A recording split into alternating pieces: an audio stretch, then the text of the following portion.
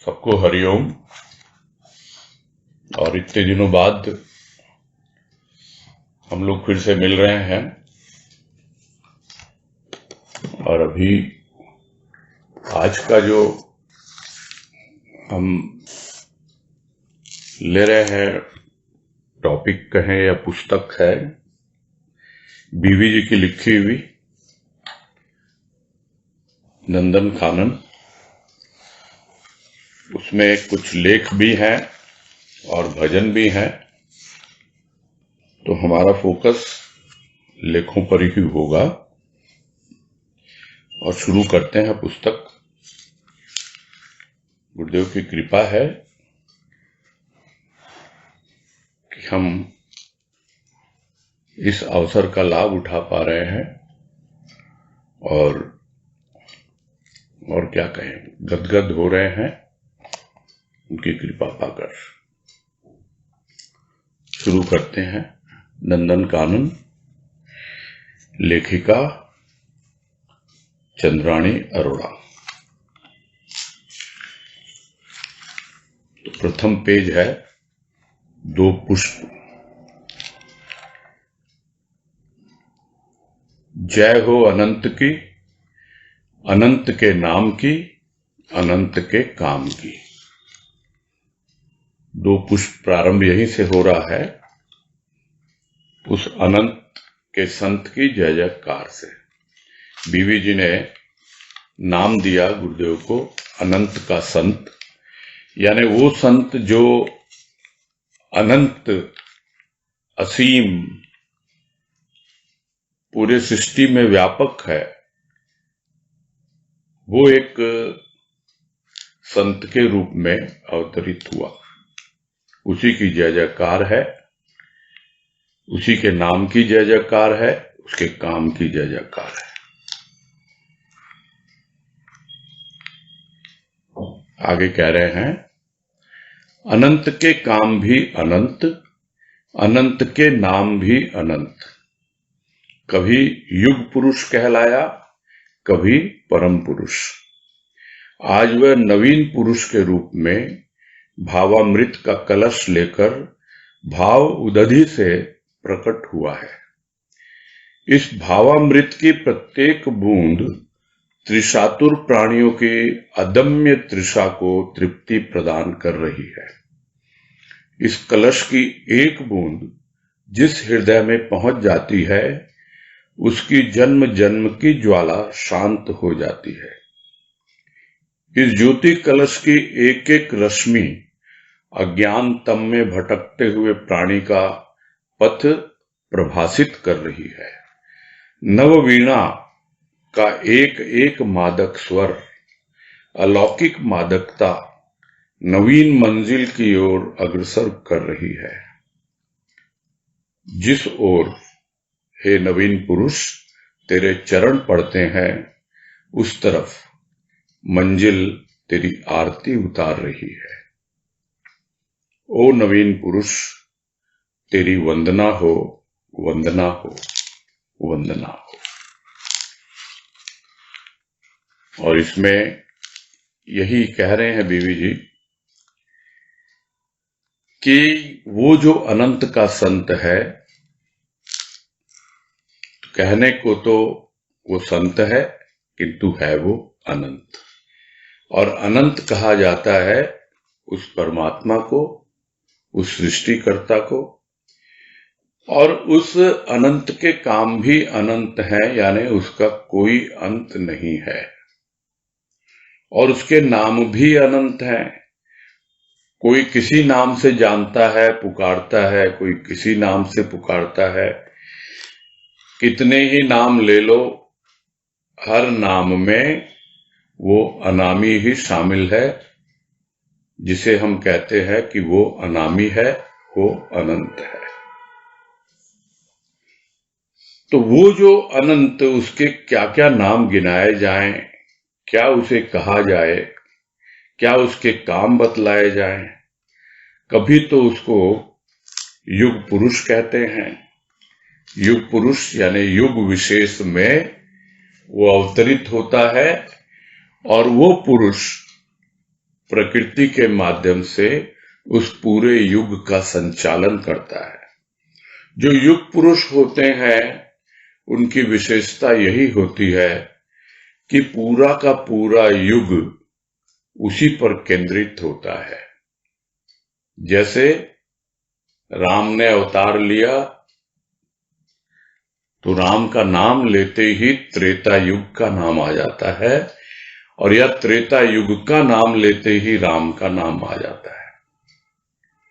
तो राम हो गए युग पुरुष त्रेता युग में, उसी तरह कृष्ण हो गए युग पुरुष द्वापर युग में। और अब जो चल रहा है कलयुग, उसके जो युग पुरुष हैं उसका अनुभव कर रहे हैं बीवी जी कि वो युग पुरुष है, वो कभी युग पुरुष कहलाता है, और राम भी वही, कृष्ण भी वही, और इस युग का युग पुरुष भी वही अनंत का संत। और जो युग पुरुष यानी उसके अवतार के रूप को समझता है, उस युग विशेष में जब उसकी लीला होती है और जब वो यही लीला का संवरण कर लेता है, अपने आप को समेट लेता है और सर्वव्यापी हो जाता है, तो वही परम पुरुष परमात्मा बन जाता है। तो आज वह नवीन पुरुष के रूप में प्रकट हुआ है। किस रूप में प्रकट हुआ है? नवीन पुरुष के रूप में, यानी कुछ एक नया रूप लेके वो आया है, जिसके पास भाव के अमृत का कलश है। और वो कलश कहां से उत्पन्न हुआ? भाव के सागर से। भाव उदधि यानी भाव के सागर से उत्पन्न हुआ, उससे प्रकट हुआ। जिस तरह अमृत मंथन हुआ तो उसमें अमृत का कलश लेकर लक्ष्मी जी प्रकट हुई थी, उसी तरह भाव के अमृत का कलश लेकर वो भाव सागर से प्रकट हुआ है। सागर जो है तो भाव का, किंतु प्राणी मात्र उस भाव को समझ नहीं पाता, और उसका जो सार रूप है, उसका जो अमृत रूप है, जो उस भाव के मंथन से प्रकट हुआ, वो भाव के अमृत का कलश लेकर वो संत नवीन पुरुष के रूप में प्रकट हुआ है। और इस भावामृत की एक एक बूंद जो है, उन प्राणियों की प्यास को बुझा रही है जो भावामृत के लिए प्यासे हैं। इस भावामृत की प्रत्येक बूंद त्रिशातुर प्राणियों की अदम्य तृषा, अदम्य तृषा यानी एक ऐसी प्यास जो अदम्य है, यानी जिसको दबाया नहीं जा सकता, जिसका दमन नहीं किया जा सकता।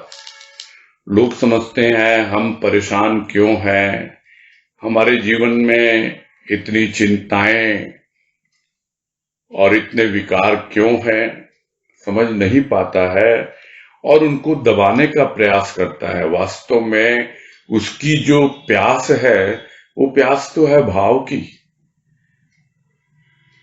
और ये सब प्रकट होते हैं अभाव के द्वारा। तो जब भाव आता है जीवन में, तब वो जिस प्यास को उसने दबा रखा था अब तक, और अन्य तरीकों से उस प्यास को बुझाने का प्रयास कर रहा था, और प्यास बुझ नहीं रही थी। तो ऐसे प्राणी जो भाव की एक एक बूंद के लिए प्यासे और बिल्कुल इतने छटपटा रहे हैं, दबाना चाहते हैं उस प्यास को पूरा करना चाहते हैं किसी और तरीके से, किंतु वो प्यास बुझ नहीं रही। वो प्यास बुझती है भावामृत की एक एक बूंद से, और उसको पी करके वो तृप्त हो रहे हैं।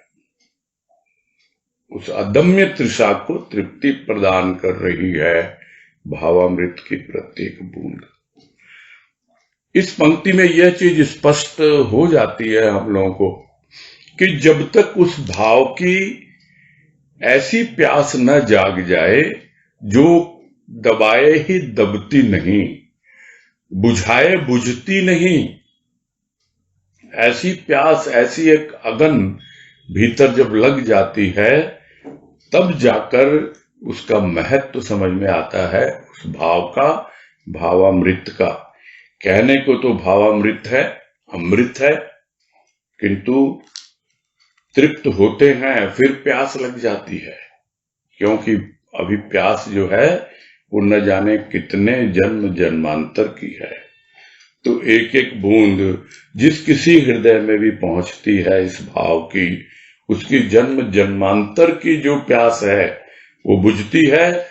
जन्म जन्मांतर की जो विषय विकारों की ज्वाला है, जो अग्नि है, वो पूरी तरह से शांत हो जाती है। ऐसा है उसका भाव, ऐसी है उसके भाव की एक बूंद उस भावामृत के कलश से जो टपक रही है, प्रकट हो रही है और प्राणी मात्र की प्यास बुझा रही है। और यह क्या कलश है?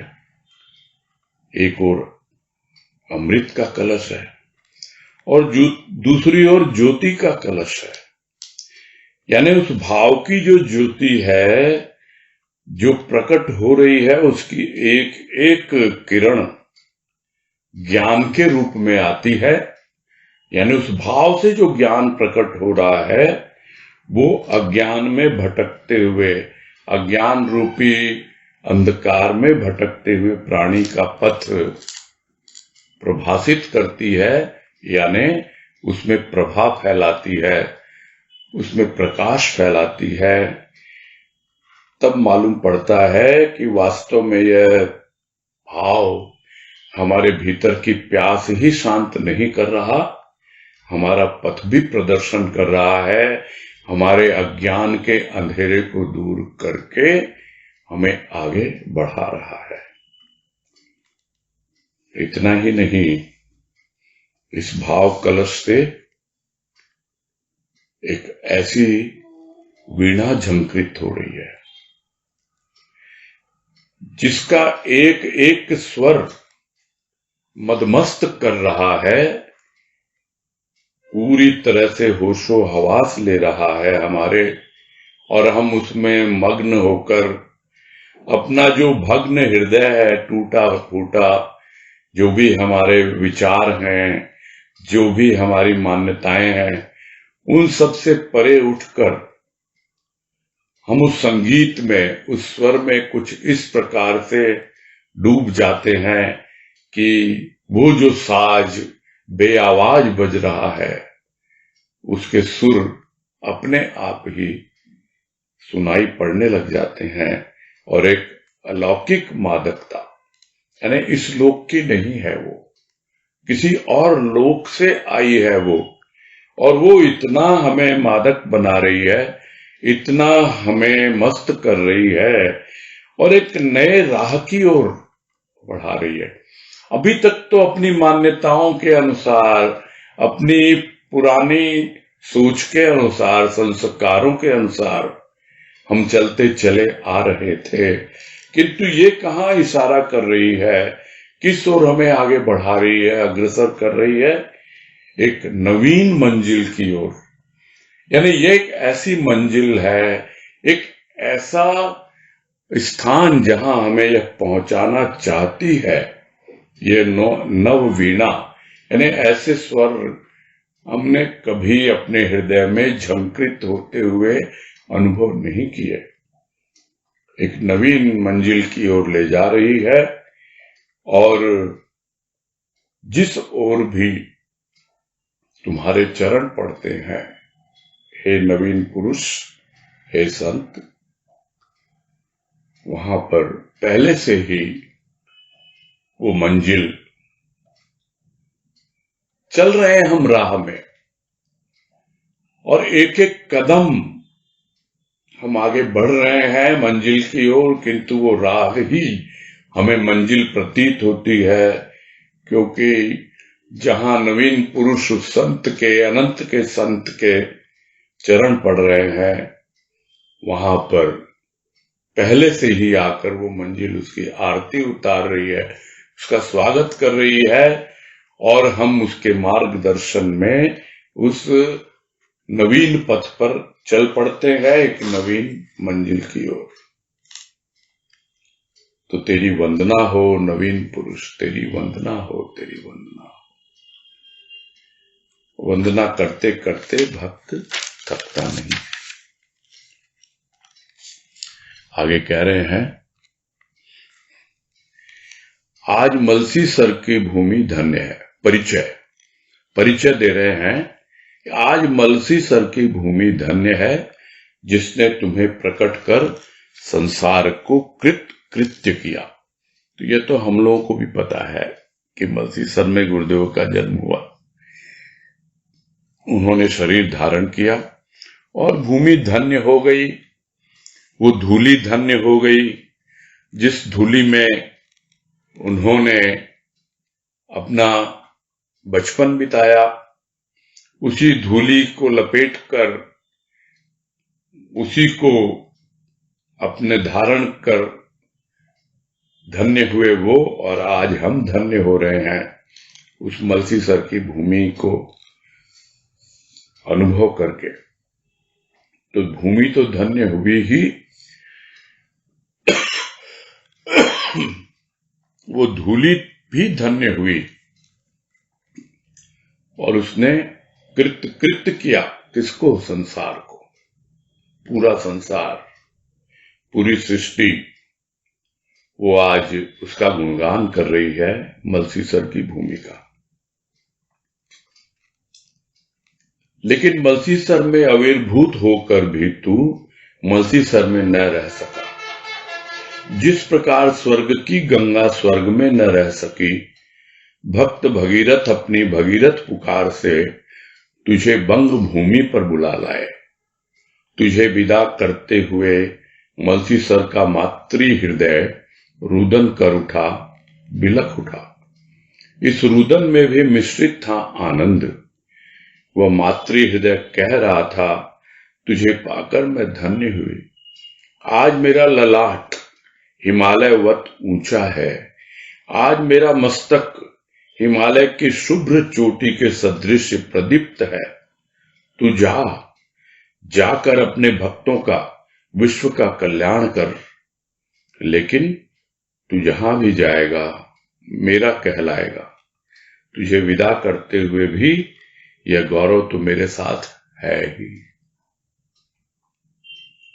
और इस पैराग्राफ में यही कह रहे हैं कि किस प्रकार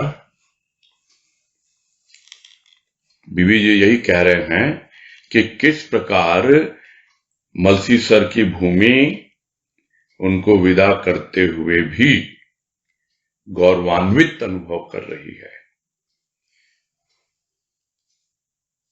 कि मलसी सर में आविर्भूत हुए, यानी शरीर धारण किया, किंतु फिर भी मलसी सर में नहीं रह पाए, और उदाहरण लिया स्वर्ग की गंगा का।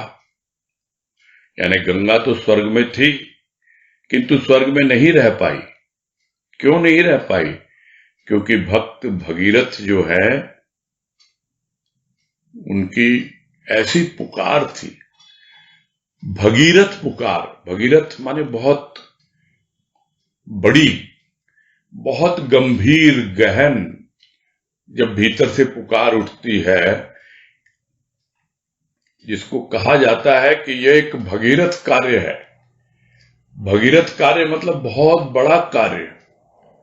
तो वैसे ही भक्त भगीरथ जो है, उनका एक बहुत बड़ा कार्य था, और गंगा का वेग इतना सबको पता है। तो भूमि पर उतरने के पहले वो शिव के मस्तक से होके उनकी जटाओं में अपने वेग को संभाला, तब जाकर वो पृथ्वी पर आई गंगा। और बहते बहते कहां पहुंची? बंगाल पहुंच गई। कलकत्ते पहुंच गई, बंग भूमि में। उसी तरह भक्तों की जो भगीरथ पुकार, जिस तरह भगीरथ ने पुकारा और गंगा रुक नहीं पाई अपने भक्त के लिए, और इसीलिए गंगा का नाम भी भागीरथी हो गया, तो पहुंच जाती है वो गंगा कलकत्ते। उसी तरह गुरुदेव पहुंच गए भक्तों की पुकार सुन करके, भूमि पर बुला लाए, बंग भूमि पर तुझे भक्तजन। और मलसीसर की जो भूमि जिसने तुम्हें जन्म दिया, उसका मातृ हृदय जैसे मां का हृदय है, विदा करते वक्त बच्चे को रो उठता है, बिलख उठता है, उसी तरह मलसीसर की भूमि भी विदा करते वक्त कितना दुखी हुई होगी, परेशान हुई होगी, किंतु उस रुदन में कोई दुख नहीं था, उस रोने में एक आनंद था। और वो मातृ हृदय कह रहा था कि मैं तो तुझे पाकर धन्य हुई ही, यानी मलसीसर की भूमि जो मां के रूप में जिसने जन्म दिया गुरुदेव को, वो तो कह रही है तुझे पाकर मैं तो धन्य हुई ही, और मेरा जो ललाट है, मेरा जो माथा है, वो हिमालय की तरह ऊंचा है आज, और मेरे मस्तक पे हिमालय के जैसे ही शुभ्र चोटी है, जैसे गंगा निकली वहां से, वैसे ही तू भी यहां से चल रहा है और बंगाल पहुंच रहा है, कलकत्ते। तो मैं भी उसी तरह अनुभव कर रही हूं, और उसी तरह दैदीप्यमान है, उसी चोटी की तरह, जिस तरह शुभ्र एकदम चमक उठती है चांदी की तरह वो हिमालय की चोटी, वैसे ही मलसीसर की भूमि, उसकी धूली चमक उठती है और कहती है कि मेरा महत्व तो है ही, तू कलकत्ते जा और वहां भी अपना महत्व दिखला, तू जाकर अपने भक्तों का, विश्व का कल्याण कर। इस तरह वो मलसीसर की भूमि मातृ रूपा वो विदा करती है उसको, साथ साथ यह भी कहती है, यह आशीष देती है कि जहां भी तू जाएगा कहलाएगा तो मेरा ही ना, कि मलसीसर के संत तूने कर दिया कमाल, दे दी हमें आजादी बिना खड्ग बिना ढाल, हमें आजादी दिला दी इन बंधनों से, दुनियादारी के बंधनों से। भक्त यही कहता है, किंतु मलसीसर के संत, उसी का संत है, उसी का लाल है ये नंदलाल, उसी भूमि का। और विदा करते हुए यही कह रही है, यही आशीर्वाद दे रही है, जहां कहीं भी जाएगा मेरा ही तो कहलाएगा तुम। और विदा करते हुए भी मेरे लिए एक गौरव की बात है, और मेरा गौरव तो हमेशा रहेगा ही तुम्हारे साथ, और लोग भी समझेंगे कि मलसीसर की भूमि का क्या गौरव है।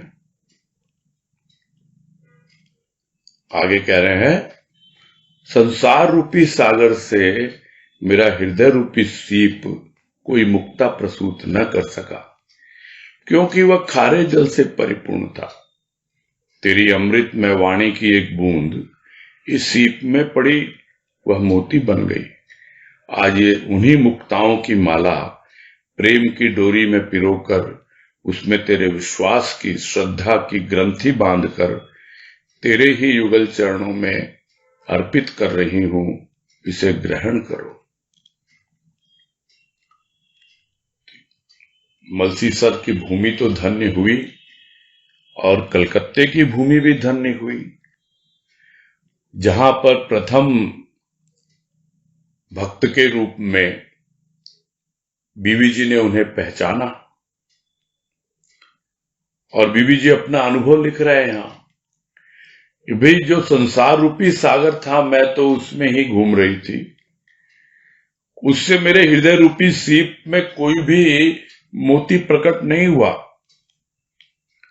कोई मुक्ता प्रसूत न कर सका। प्रसूत यानी जन्म देना, पहले तो जन्म गर्भ धारण करना और फिर प्रसूति यानी जन्म देना। कोई भी इस तरह से हृदय रूपी सीप खुली तो थी किंतु संसार रूपी सागर में थी और कोई भी बूंद बन नहीं पाई मोती, क्योंकि वो खारे जल की थी।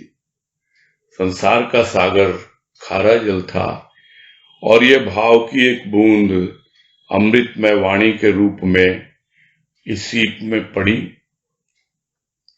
और मोती बन गई। जिसका इंतजार रहता है उस सीप को कि कब वो स्वाति नक्षत्र की एक बूंद आएगी और इस सीप के मुंह में पड़ेगी, उसी प्रकार कब वो शुभ अवसर आएगा जिसका प्रतीक्षा कर रही थी मैं कि वो आए। संसार रूपी सागर में ऐसा कोई नहीं मिला। जब कभी भी प्रयास किया वो खारे जल से ही परिपूर्ण था, इसलिए उससे कोई मोती प्रकट नहीं हुआ।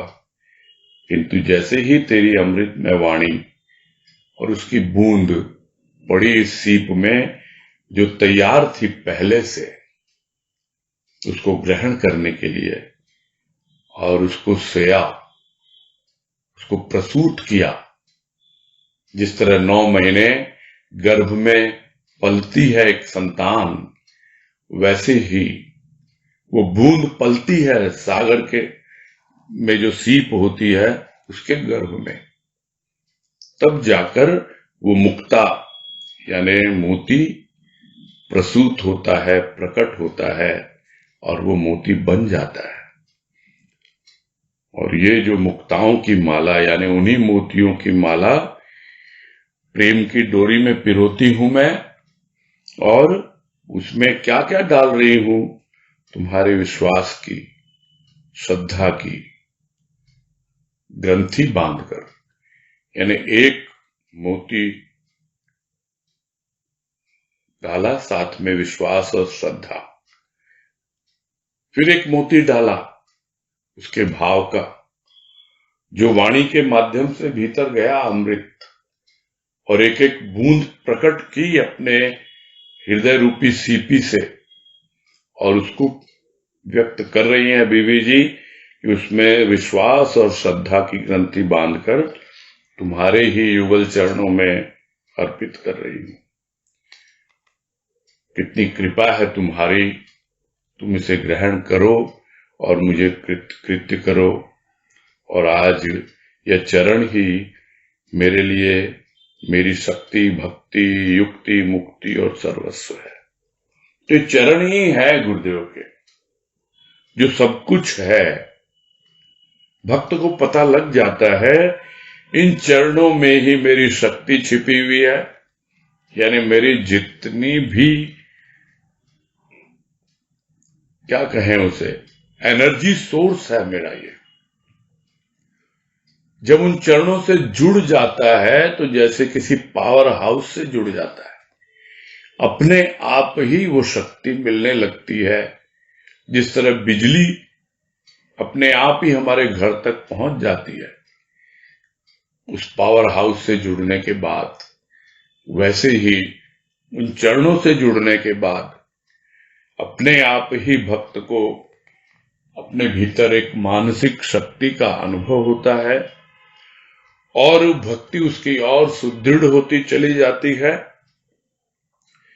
धीरे धीरे उसे जीवन जीने की युक्ति आने लगती है, किस प्रकार भावपूर्ण ढंग से भक्ति की जाए, किस प्रकार उस भाव को युक्त होकर जोड़कर अपने दैनंदिनी जीवन में, अपने रूटीन लाइफ में उससे जुड़कर, उससे युक्त होकर वो युक्ति आती है और फिर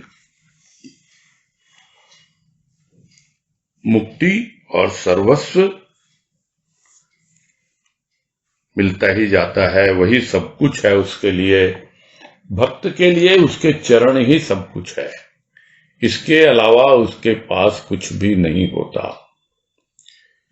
चाहे वो भक्ति है, चाहे वो ज्ञान है, क्योंकि जब तक ज्ञान होगा नहीं, मुक्ति मिलेगी नहीं। तो युक्त होना युक्ति सिखलाता है। किसकी युक्ति सिखलाता है? मुक्ति की युक्ति सिखलाता है। और इस प्रकार सर्वस्व अपना अर्पित करता है और समझ में आने लगता है कि ये चरण ही मेरे लिए सब कुछ है।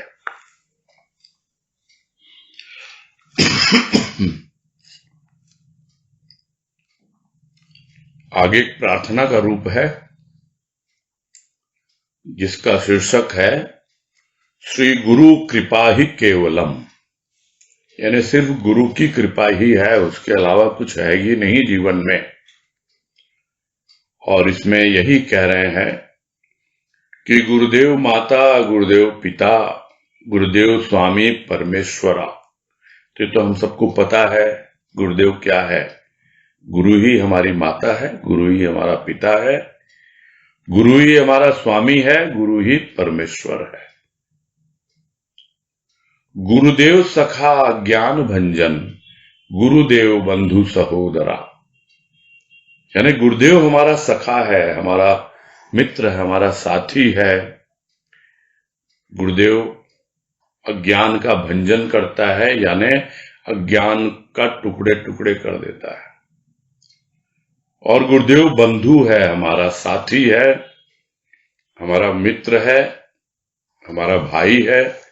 सहोदरा यानी सगा है वही, बाकी सब दूसरे हैं, एकमात्र गुरु ही हमारा सगा है।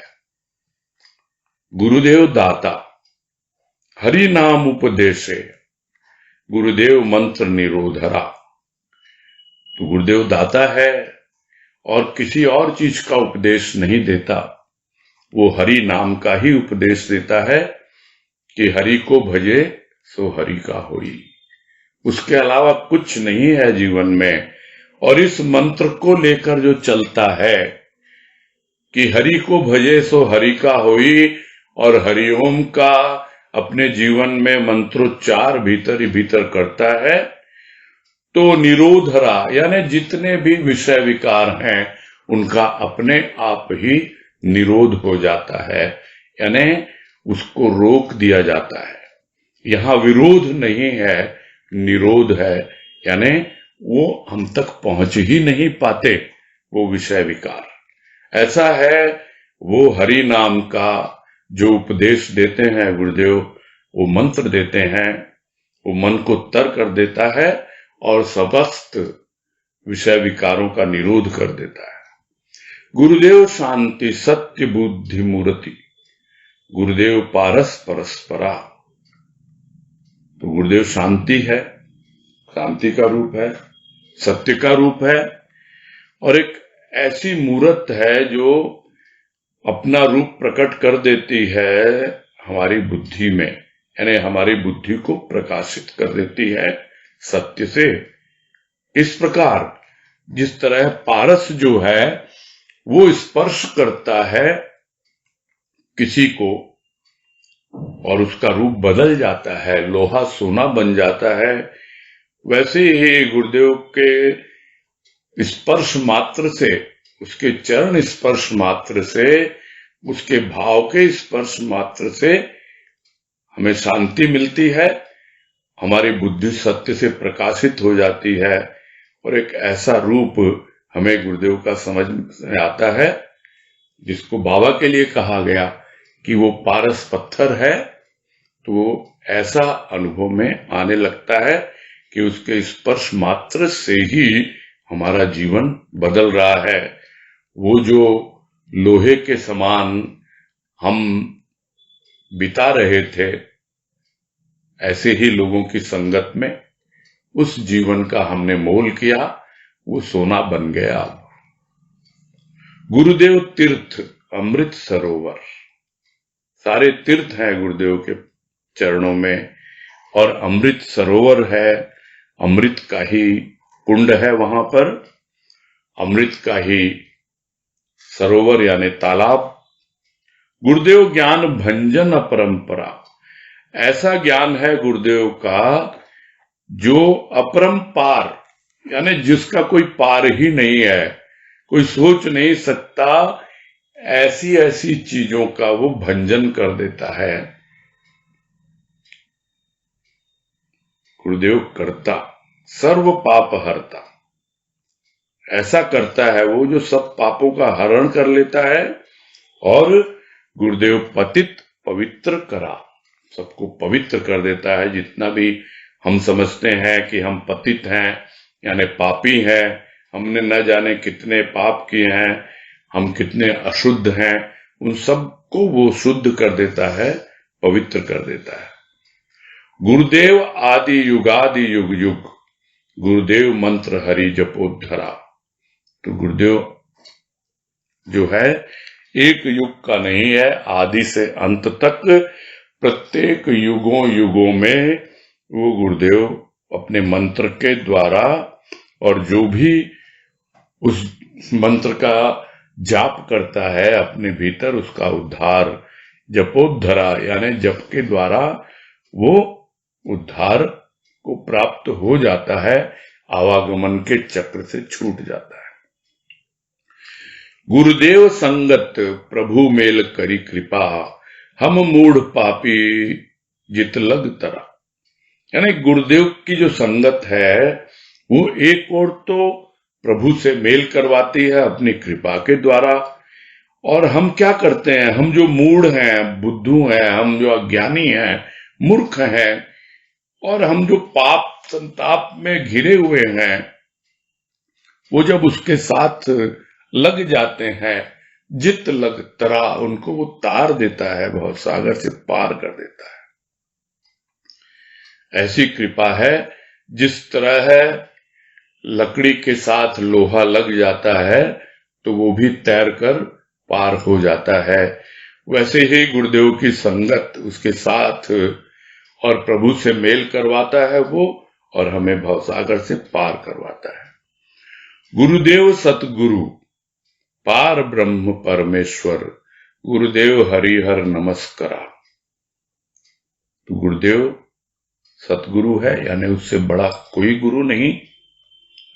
पार ब्रह्म है यानी ब्रह्म वही है, उससे अलग कुछ नहीं। परमेश्वर वही है, सब कुछ वो गुरुदेव ही है। वही हरिहर है, हरि भी वही, हर भी वही।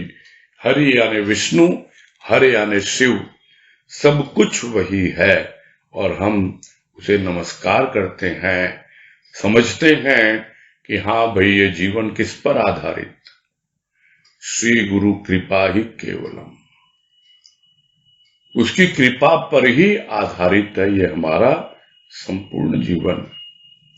और तब अंत में कह रहे हैं शांति शांति शांति।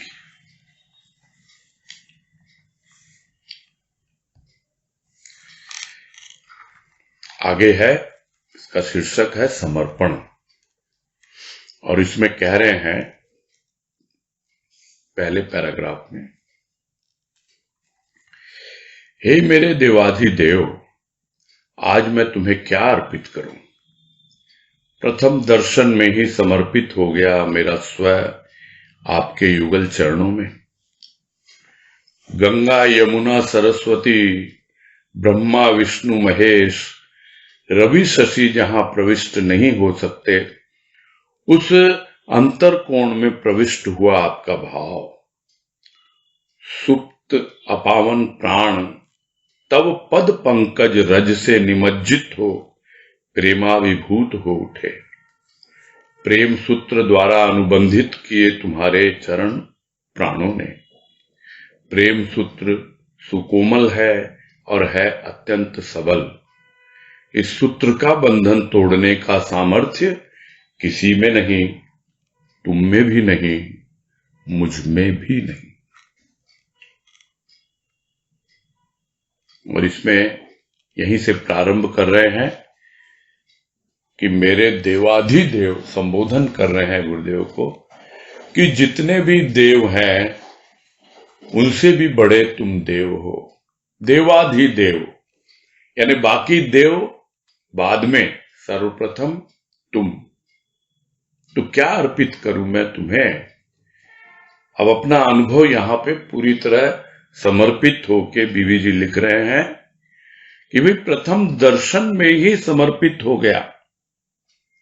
यानी जैसे ही पहली बार गुरुदेव के दर्शन किए बीवी जी ने, तो अपना जो भी उनका आपा था, अपनी जो भी उनकी मैं थी, वो पूरी तरह उन युगल चरणों में समर्पित हो गई। और उनका भाव कहां पहुंचा? जैसे ही समर्पण हुआ, वो तो रास्ता खोज रहा था भाव, कि कोई तो समर्पित हो मुझे, ताकि मैं अपना भाव उसके भीतर प्रविष्ट कर पाऊं।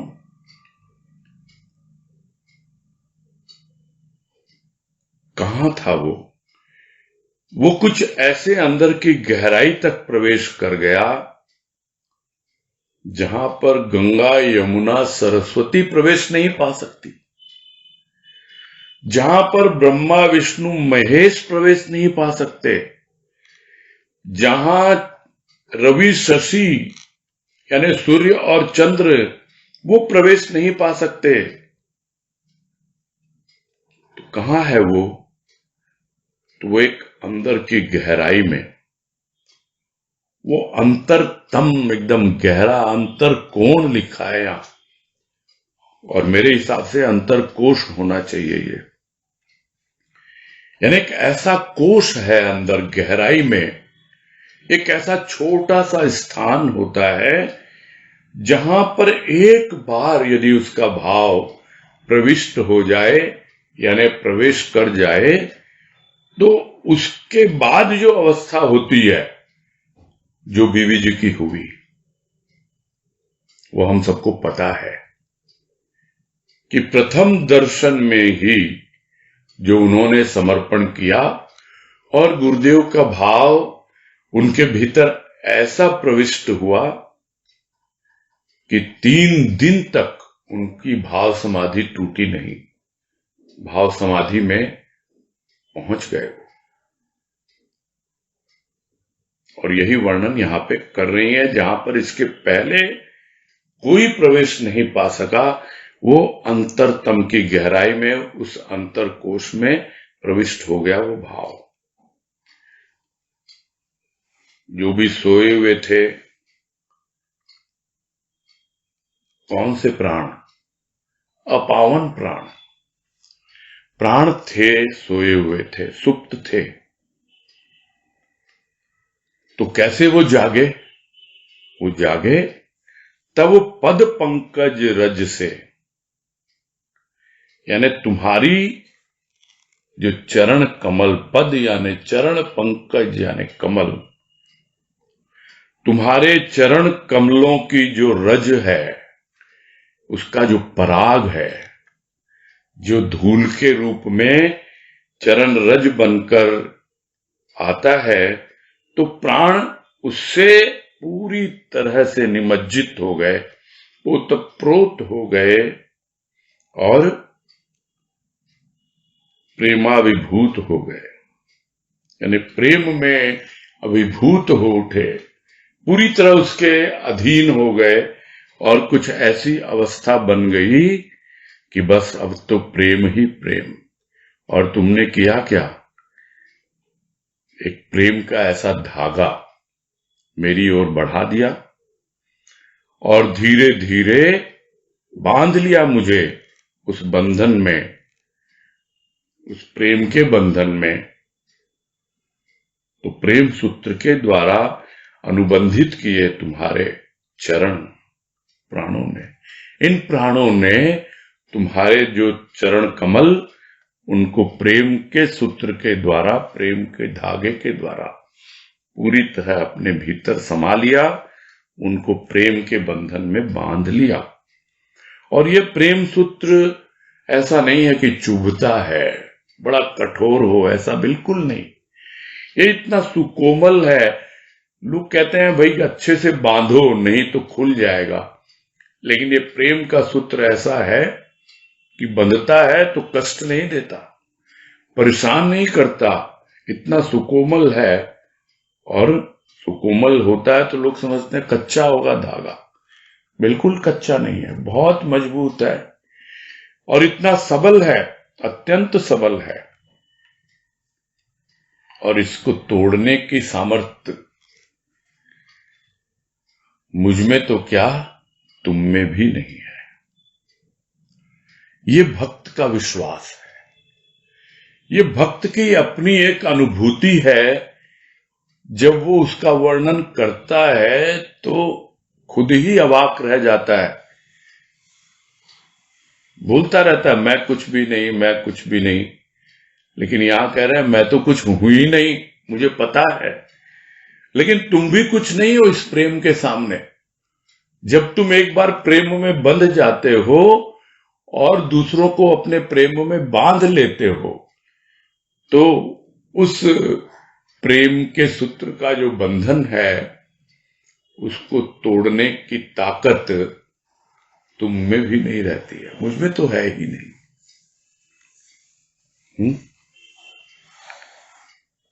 फिर कह रहे हैं अथक प्रयास करने पर भी मन सांसारिक सुखों से निरासक्त रहा। यह भी एक संयोग था। अज्ञात के अदृश्य हाथों ने पंख में से बहिर्गत कर जीवन को पंखवत होने से बचाकर कृतार्थ किया। उसके पहले की अवस्था बता रहे हैं बीवी जी कि मैंने न जाने कितना प्रयास किया, अथक प्रयास किया है कि मैं सांसारिक सुखों में लिप्त हो जाऊं, मुझे अच्छा लगने लगे, क्योंकि ये अपने संस्कार भी होते हैं भक्तों के।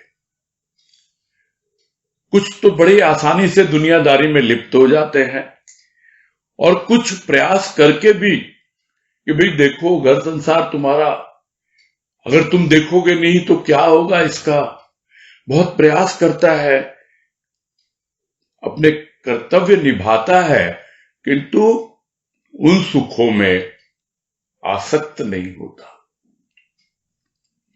प्रयास करने पर भी यह मन संसारिक सुखों से निरासक्त ही रहा, उसमें आसक्त नहीं हो पाया। तो यह भी एक संयोग था।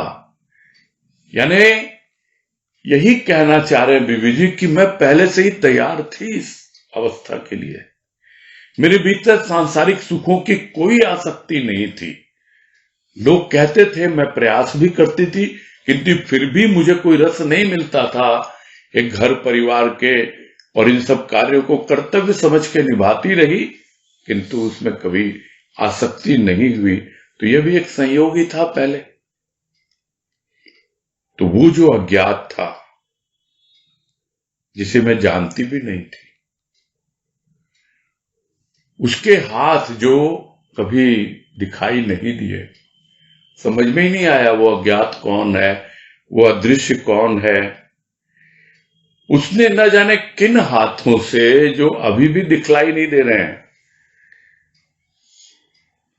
कीचड़ में फंसे हुए एक ऐसे जीवन को पंखवत होने से बचा दिया।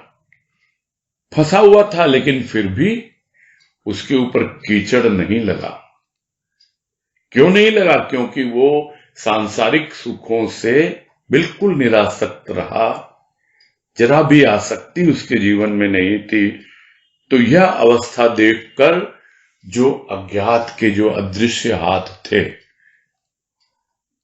वो आए, उस देवाधिदेव अनंत के संत के रूप में, और इस कीचड़ से बाहर निकालकर इस जीवन को पंखवत होने से बचा लिया और कृतार्थ किया। मुझे कितना कृतज्ञता अर्पित करे भक्त, कितना कृतज्ञता अर्पित करे बीवी जी कि मेरे जीवन को तुमने पंखवत होने से, यानी कीचड़ में लिपटने से बचा लिया। मैं तो कोशिश करती रही, किंतु कोई एक अदृश्य हाथ मेरी ओर बढ़ा नहीं। यह तो तुम आए, तुम अज्ञात, अदृश्य, न जाने किस प्रकार मेरे जीवन में आके मुझे इस कीचड़ से बाहर निकाला तुमने, और पंकवत होने से यानी कीचड़ में सनने से बचा लिया। उस मन को जिसका संपर्क प्रखर सूर्य से था, जो अमृत में चंद्र की अमृत बूंद के हेतु तृषित था, जो सरिता की भांति प्रवाहित होना चाहता था, जो आकाशचारी के समान विचरण करने का इच्छुक था, उस मन को सांसारिक बंधन कारक वस्तुओं का विचार भी कठिन था। शरीर धर्म को निभाने के पश्चात भी मन स्थूल भाव से पृथक रह अलौकिक दर्शन की शुभ घड़ी के लिए प्रतीक्षातुर था। और उस बात को और स्पष्ट रूप से यहां पर लिख रहे हैं बीवी जी कि वो मन जिसका संपर्क तो था प्रखर सूर्य से, यानी वो सूर्य जो इतनी अपनी उष्मा बिखेरता है, अपनी तेजोमय जो ज्योति है उसके द्वारा भेजता है, और वो चंद्र जो अमृतमय है, किंतु फिर भी प्यासा था। किसका? एक अमृत की बूंद का, उस भाव की अमृत की बूंद का। वो मन चाहता था, क्या चाहता था? कि मैं सरिता की भांति प्रवाहित हूं। जैसे नदी बहती है वैसे ही मेरे भी भीतर वो भाव की सरिता बहे। जो क्या चाहता था मन? कि मैं भी आकाश में पक्षी की तरह आकाशचारी के समान उड़ूं, विचरण करूं। एक और सरिता के समान भाव सरिता में बहना चाहता है, दूसरी ओर भाव के पंख पाकर वो पक्षी उड़ना चाहता है। और ऐसा मन वो कभी विचार में ला ही नहीं सकता था ऐसी वस्तुओं का जो सांसारिक बंधन का कारण बनती है। यानी उनकी जागरूकता, उनकी अवेयरनेस शुरू से रही है कि मुझे सांसारिक बंधन में नहीं बंधना। उनका विचार ही नहीं करते थे और बचा के रखते अपने आप को, सांसारिक सुखों से कभी भी आसक्त नहीं हुए, शरीर का धर्म निभाते रहे। उसके पश्चात भी जो मन था वो स्थूल भाव से अलग ही रहा, बस प्रतीक्षा कर रहा था उस अलौकिक दर्शन के शुभ घड़ी की, कि कब वो घड़ी आएगी, कब वो समय आएगा जब मैं उस संत का दर्शन करूं जिससे जुड़ी हुई तो हूं मैं सूर्य के समान, जो मुझे बचा तो रहा है अपने अज्ञात और अदृश्य हाथों से, इस संसार रूपी कीचड़ से, किंतु फिर भी मैं उसे साक्षात अनुभव करना चाहती थी। उसकी प्रतीक्षा कर रही थी उस शुभ घड़ी की, कि कब वो शुभ घड़ी आए और मैं उसके दर्शन कर पाऊं। बस समय हो गया, आज यहीं पूरा करते हैं।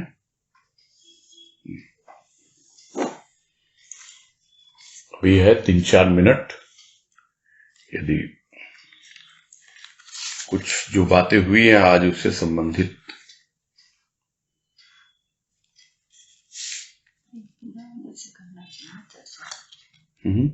समर्पण पूरा होने से चर्चा करना चाहिए। नहीं, जो आज जो बातें हुई हैं, आज जो बातें हुई हैं, नहीं भाभी बोल रही कि समर्पण पूरा होने के बाद चर्चा करते, मैंने कहा आज जो बातें हुई हैं उसमें अगर कुछ समझ में नहीं आया हो या कुछ ऐसी बात हो तो हम उस पर चर्चा कर सकते हैं।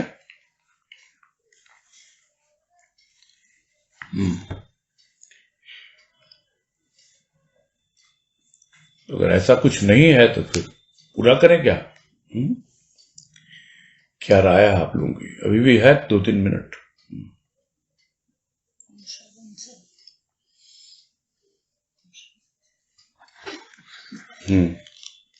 अच्छा, उषा बंसल। हाँ बोलिए उषा बंसल जी। प्रणाम भैया। हाँ नमस्कार, बोलिए। हाँ जी। मेरी बीवी जी ने मतलब इतनी पुकार की गुरुदेव जी वहां से निकले मल्टीचल से, तो उनकी पुकार इतनी थी मतलब कि वो ना, क्योंकि ये हम प्रश्न इसलिए कर रहे हैं क्योंकि एक बार राजमा यहाँ आए थे और सबके मना करने पर भी वो भयंकर गए थे। मेरे भाई का कुछ एक्सीडेंट हुआ था उस पर, तो किसकी जब बात वहां कर रहे तक हैं गए आप? थे तो मुझे, हाँ जी, राजमा की बात कर रहे हैं? नहीं मैं खाली रिलेटेड कर रही हूँ कि अच्छा। बीवी जी की इतनी पुकार मतलब थी कि जो सदगुरु भगवान वहां पे आए, हाँ कलकत्ता शिफ्ट हुए मल्टीचल से। हाँ हाँ हाँ। तो ये जो पुकार है वो इतनी उनकी मतलब इतनी तीव्र थी कि वो वहां से निकल पाए, ऐसे मेरा प्रश्न था कि वो उनकी पुकार ही थी मतलब इतनी ज्यादा कि वो निकल पाए वहां से। बिल्कुल है। देखो क्या होता है, कुछ चीजें जो हमारे जीवन में आती हैं वो आती हैं बाय लक, और कुछ चीजें जो हमारे जीवन में आती हैं वो आती हैं हमारे प्रयास के द्वारा। यानी कुछ आती हैं भाग्य के द्वारा और कुछ आती है पुरुषार्थ के द्वारा। तो दोनों चीजें होती हैं। जब हम पुकारते हैं तो हमारा एक भाग्योदय होता है, यानी हमारा भाग्य जो है हमें समझ में आता है। अन्यथा कितने लोगों के जीवन में गुरुदेव आए हैं और कितने लोगों के जीवन में इस तरह के अनुभव हुए हैं, ये तो प्रत्येक व्यक्ति विशेष को ही समझना होगा ना। क्योंकि ये जो अनुभव करना और उस अनुभव को व्यक्त करना वो भी बहुत कठिन कार्य है जो बीवी जी ने यहाँ किया है ना। बाकी तो ठीक है, होती है पुकार, पुकार तो बेकार जाती नहीं है। अब किस लेवल से, कहाँ की गहराई से कर रहे हैं, यहाँ तो शुरू में ही बताया ना कि जहां पर गंगा यमुना सरस्वती ब्रह्मा विष्णु महेश रवि शशि ये सब भी वहां पर पहुंच नहीं पाते, वहां पे पहुंचा उनका भाव, यानी उसकी फीलिंग उनको है। शुरू से वो एकदम आसक्त नहीं है दुनियादारी में, घर संसार में। सब बता रहे हैं और भी बताएंगे इसके बारे में अपना जीवन कि किस प्रकार से आगे की बात है। अभी यही समझना है कि पुकार बेकार नहीं जाती है। हाँ, कहां से हम पुकारते हैं, कौन से धरातल से, वो वहीं पे कार्य करेगी।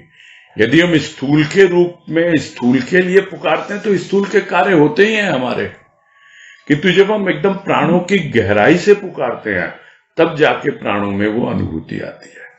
यही समझना, और कुछ नहीं। हाँ ठीक है। हाँ हाँ।